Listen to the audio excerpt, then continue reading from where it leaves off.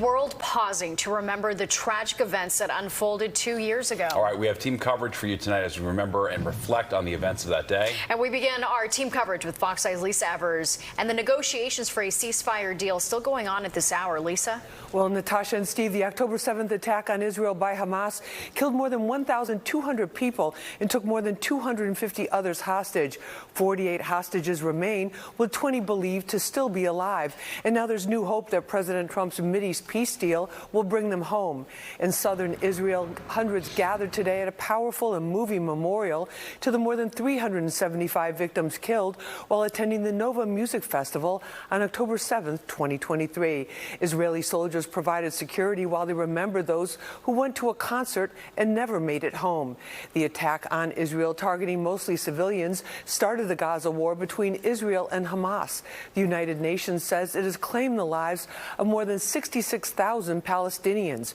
Negotiators from the U.S., Hamas, and Israel are on their second day of peace talks in Egypt.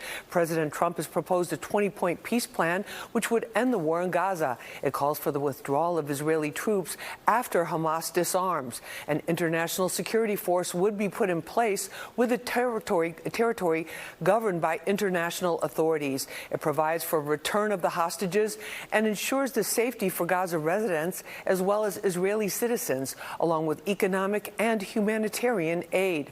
And all day long here, the NYPD has remained on high alert for any threats against Jewish synagogues and cultural institutions, while intelligence units work behind the scenes monitoring any suspicious online activity. U.S. Special Envoy Steve Witkoff and Jared Kushner are expected to depart today for the peace talks in Egypt. That's the latest. Back to you. Very well. All right. Thanks, Lisa. And President Trump met with former Israeli hostage Idon Alexander at the White House late this afternoon. Alexander, who of course is from Tenafly, New Jersey, was released from captivity back in May. Here he is being honored by his hometown last week. Today's meeting with the president was held behind closed doors. It comes as peace talks are being held in Egypt to end the fighting between Israel and Hamas. Part of that deal would include the release of all remaining Israeli hostages, both living and dead. And here in the city, the local Jewish community is marking October 7th with what they're calling a Circle of Unity. Fox 5's Arthur Chen live in Central Park, where thousands are gathered to honor Jewish life and resilience. Arthur. Steve, Natasha, and you're right. Thousands are gathered here at the Great Lawn here in Central Park for this Circle of Unity. As they walked around, many of them carried flyers of different images of people who are still being held hostage.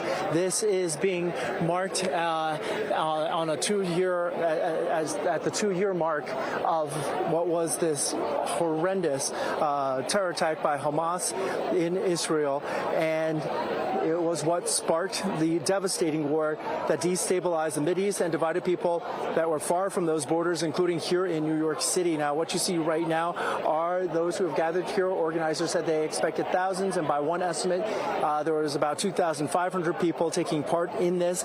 This year, this occasion falls on Sukkot, which is a Jewish holiday in which mourning is prohibited. As such, the thousands that gathered here are celebrating Jewish life and identity.